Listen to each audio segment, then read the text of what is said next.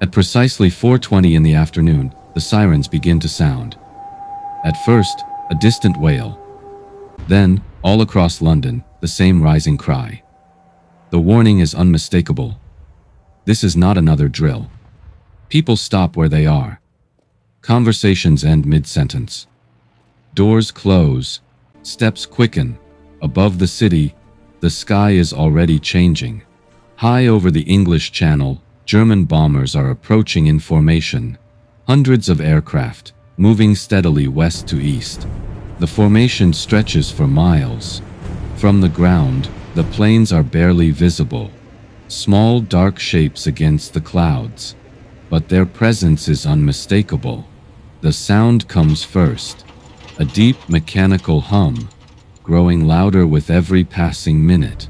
For many Londoners, this is the moment they understand the scale of what is coming. This is not a limited raid. It is an invasion from the air. London is their target. As evening turns into night, the first bombs begin to fall. The docks along the River Thames are hit first. Warehouses packed with timber, fuel, and oil erupt into flames. Fire spreads almost instantly. Columns of smoke rise high into the sky, illuminated from below by burning buildings. The darkness disappears, replaced by an unnatural orange glow. From miles away, the fires can be seen. Incendiary bombs rain down across East London. They strike rooftops, streets, and factories. They bounce, scatter, and burn with relentless intensity. Fire crews rush toward the inferno. Hoses are unrolled. Ladders are raised. Men work in choking smoke and extreme heat. Water pressure begins to fail. Mains rupture beneath the streets. Coordination breaks down as the scale of the destruction becomes clear. The bombing does not stop after the first wave. Again and again, aircraft return over the city, each pass adding new fires to the growing blaze. Emergency services are stretched beyond their limits. Telephone lines fail. Roads are blocked by debris. Entire districts become unreachable. Whole streets vanish behind walls of smoke and flame. Brick collapses into dust. Glass shatters by the thousands. Below ground, in shelters and underground stations, the explosions are felt as violent shocks. The earth trembles. Children count the seconds between blasts. Parents try to keep their voices calm.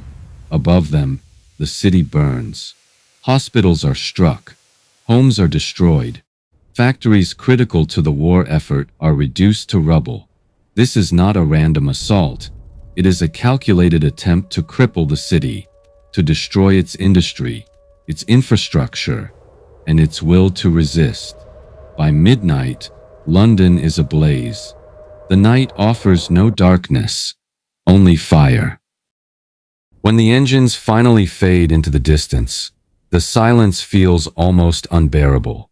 After hours of constant noise, of explosions, of fire, the city hangs in a strange stillness. But it is not peace, it is exhaustion. For many Londoners, the silence is deeply unsettling.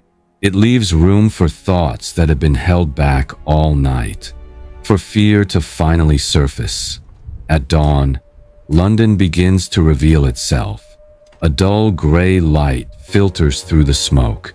The sun tries to rise but struggles to break through the haze of ash and dust that still hangs over the city. Entire streets are gone. Buildings lie collapsed into mountains of brick and timber. Walls stand open, exposing staircases that lead nowhere. Rooms once filled with life are now exposed to the open air. Landmarks no longer exist. Many people cannot tell where their homes once stood. From the underground stations, people begin to emerge.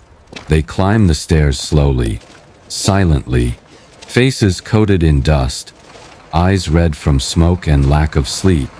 Some stop at the top of the steps, unable to move forward. Where there was once a street, there is now emptiness. Where there was once a home, only rubble remains. There are no screams, no panic.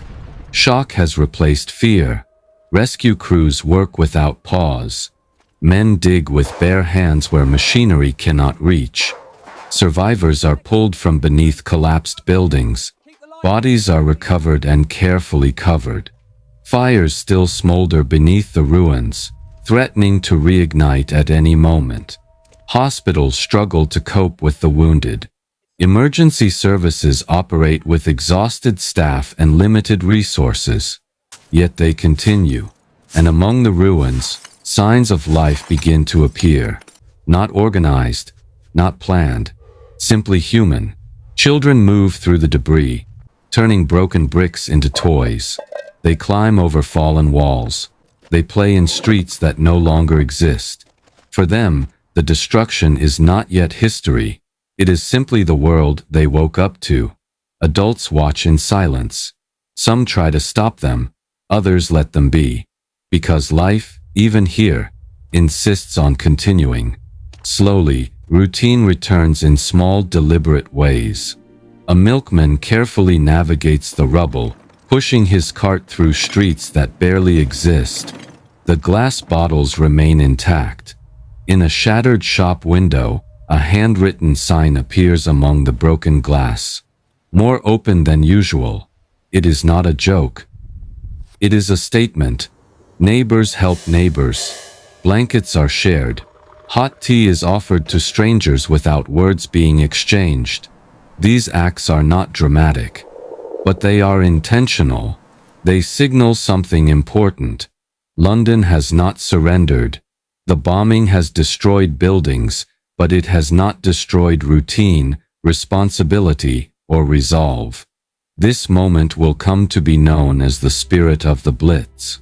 Not the absence of fear, but the quiet, collective decision to carry on in spite of it. As night falls once again, the city prepares. Defenses are strengthened. Barrage balloons rise back into the sky. Anti-aircraft guns are repositioned across the capital. Everyone understands that this will not be the last attack. But London still stands. Wounded, exhausted, scarred, yet unbroken where it matters most. And as smoke continues to drift slowly across the River Thames, one truth becomes impossible to ignore. This city can be bombed, but it cannot be bent.